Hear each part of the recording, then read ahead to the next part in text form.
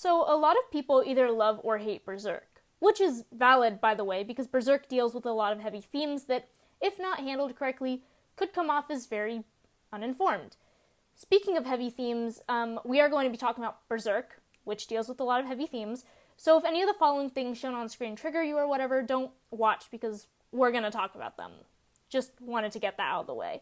Anyways, one thing about Berserk is that Miura was very talented at making you sympathize with characters that you weren't going to know for too long. A good example of this is Theresia, who's only really present for a couple of volumes and has a very self-contained story. As a character, Theresia personifies loss of innocence and acts as a tool to introduce us to the tragedy of the world and the protagonist's deeper thoughts. Oh, and just an FYI, if you haven't read volumes 1 to 3 of Berserk and you don't want spoilers, this is your warning that this video will have spoilers, in case you somehow didn't figure that out. In Volume 2, Puck gets captured by the Count, who's really evil. Like, super evil. And the Count gives Puck as a present to his daughter Theresia, who is noticeably not super evil. The Count asks his daughter if she's lonely, and when she doesn't respond, he says, "I couldn't possibly let you out into the impure world overrun by filthy heretics." Her father keeps her in her room to keep her safe, and from everything else we've seen in Berserk, this is actually kind of valid. Demons and the like are constant predators to the characters throughout the series, so it's not like he's wrong, but also earlier we learned that he loves torturing people, so as the audience we're kinda set to question his motives. He could care less about keeping other people safe, so is he just keeping her safe because he's his daughter? She's his daughter. You know what I mean. We kinda sorta get an answer really quickly where the Count mentions his daughter is all he has left, and then tries to touch her, and she's freaked out because of course she would be, and he's like, damn, still won't let me touch you? So, yikes.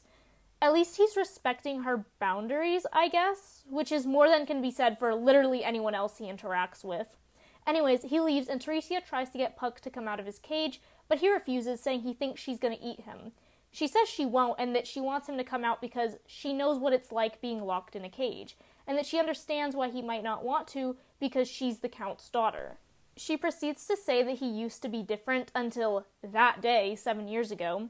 She was just a baby, so she doesn't remember, but allegedly, her mother was killed by heretics after her father refused to let them practice pagan worship. She says her father was loved by the people he ruled over, and that she, as his daughter, loved him too. His harshness is only out of love for his people because he wants to protect them. She begins crying and saying that sometimes it feels like her father isn't human anymore, as if he's possessed.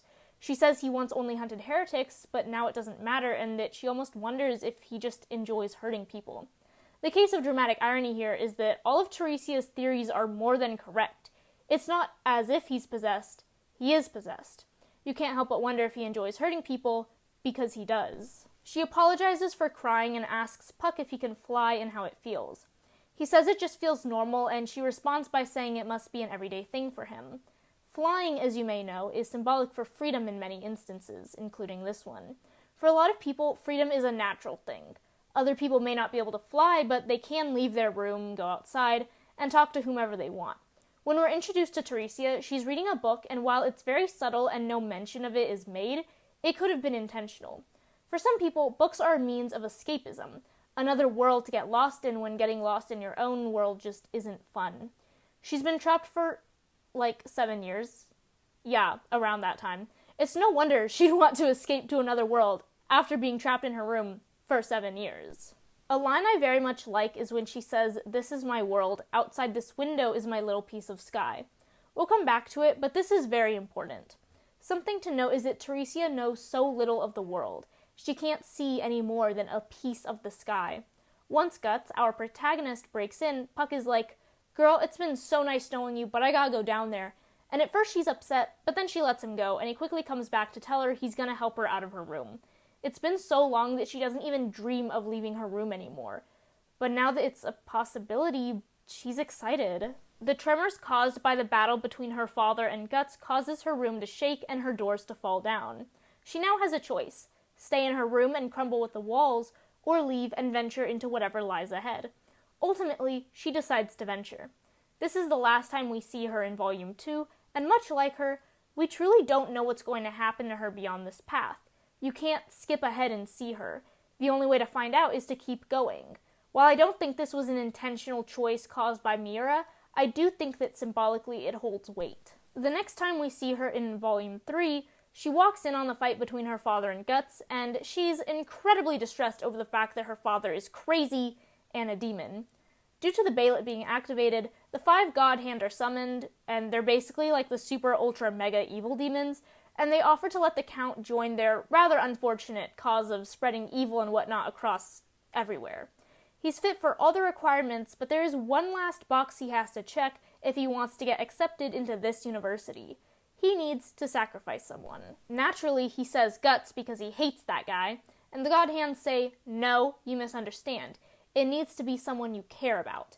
And they point to Theresia and they say that she very much fits the bill.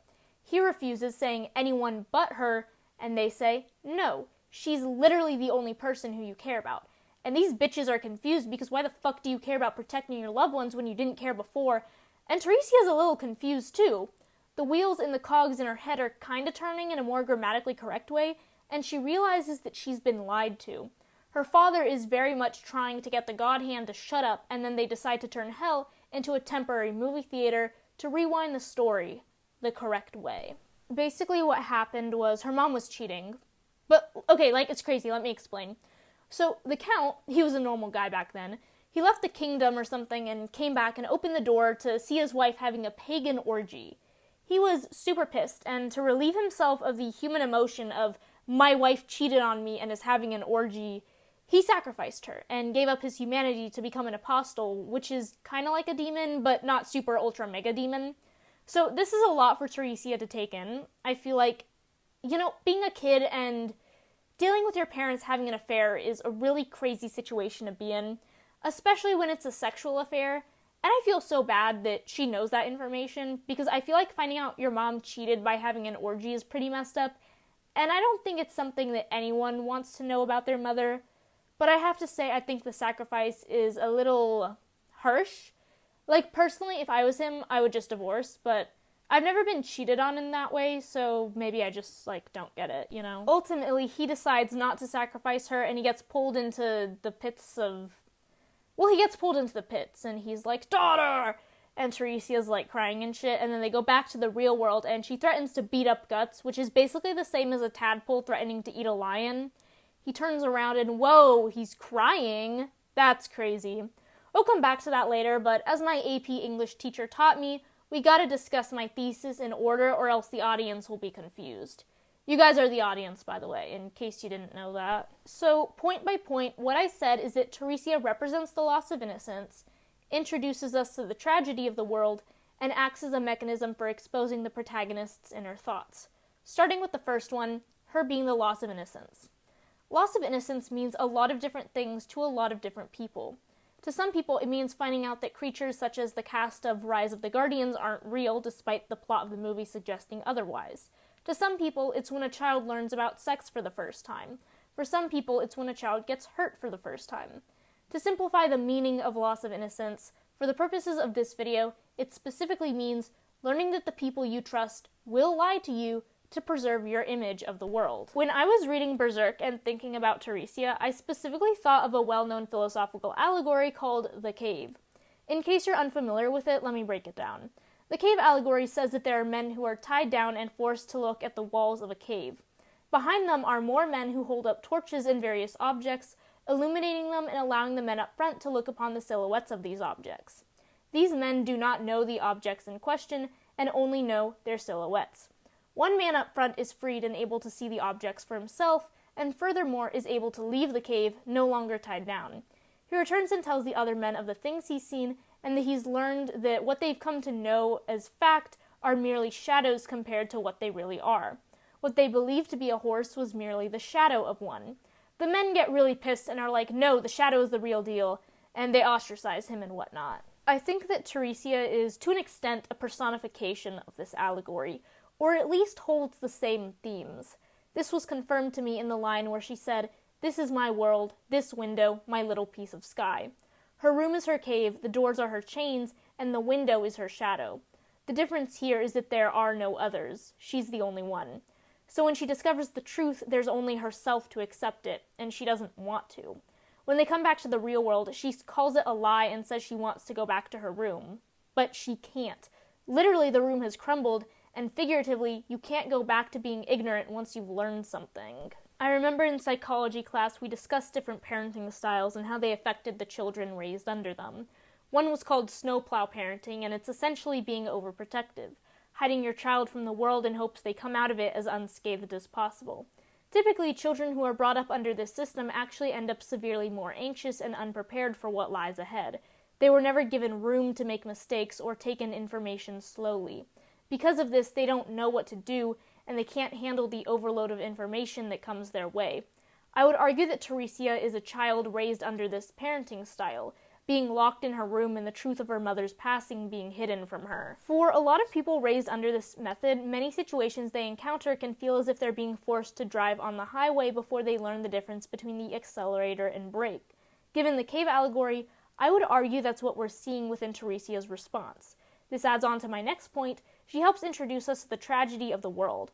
While I think being locked away in her room accentuates her loss of innocence, I think the feelings she has for it are not as unique to her situation as could be assumed. Rather, she's just late to the party. She's been thrust into a world others were thrust into long before her. Volume 3 confirms to us via flashback that once upon a time, things were normal. Or at least as normal as medieval Europe could be. Yes, Guts faced a very tragic childhood, but it can be noticed that there's one thing in particular that stands out about the past. It's not nearly as ridden with demons as the present moment is. We understand that the world is tragic because Theresia's response to it shows us that people unfamiliar with it can hardly handle it and turn to denial or other unhealthy responses to cope. Now, knowing that it wasn't always like this makes us realize it's also tragic because it wasn't always like this. Theresia's story is a condensed piece of what everyone else in this world experiences. Like Theresia herself, we as the audience see our own little piece of sky within her, and the walls of our room are crumbling just like hers.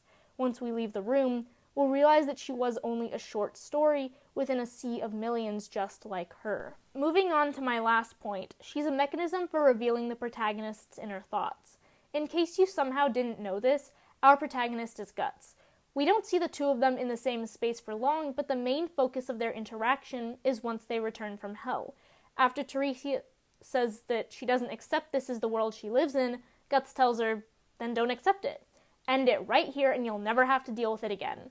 She almost considers it until the ground beneath her crumbles and Guts instinctively saves her, helping her up. She accuses him of being at fault and says she'll kill him, to which he says that he's ready whenever she is. He turns around and we see him crying. In the first volume, Guts says, like you said, humans are weak. We die easily. But no matter how weak we are, even if we're chopped to bits or stabbed to death, we still want to live. I think this line is important because it puts into perspective why he does what he does. Throughout the series, Guts is consistently hunted down by demons, and the people around him die because of it. He told Theresia that if she can't stand the world, then leave it herself. But despite being the one to say that, he saved her life when she could have died. Despite the wickedness of the world around them, there's still that inner desire to live, even when everything is pushing them to go against it. Theresia, at the end of the day, is no different than anyone else who has been hurt because of Guts being around. She's no different than the two people who were killed by skeletons and reanimated to fight Guts. She's no different than Vargas, the mutilated physician who was kindly in every which way except for his disdain for the Count. She's another victim, but the difference here is she lives to blame Guts. The two people were killed before they could, and Vargas was too kind, even if Guts abused him. But Theresia is a little girl who wants nothing more than to explore the outside world. Now that she had that, she could only dream of going back. While you could absolutely argue that saying she wanted to kill Guts was only said out of anger, I don't think the reality of her intentions really matters. I think that Guts feels as if that's what everyone who could have lived to blame him would do. Blame him. And I think he does feel responsible. I think Guts wishes that he didn't hurt everyone he had the pleasure of knowing. He tries to isolate himself and give himself a tough exterior to push other people away from him. No matter how much he pushes people away, they keep getting hurt. And he can't stop himself from feeling guilty. He can't stop himself from hurting. And that's why Theresia yelling at him was important. When he told her he's ready to fight whenever she is, it wasn't because he genuinely wanted to fight a little girl. It was because it always ends this way. it ends with the people around him turning against him until he has nothing left to do except fight back. So everyone, that was my Berserk video analyzing Theresia. If you enjoyed it, I recommend watching my Griffith analysis video. I also intend to do videos about Guts, Casca, and Vargas, and possibly other characters, and I also do videos about other anime like Evangelion, Utena, Sailor Moon, etc., and things unrelated to anime like Five Nights at Freddy's, or literally anything I can get my hands on to analyze.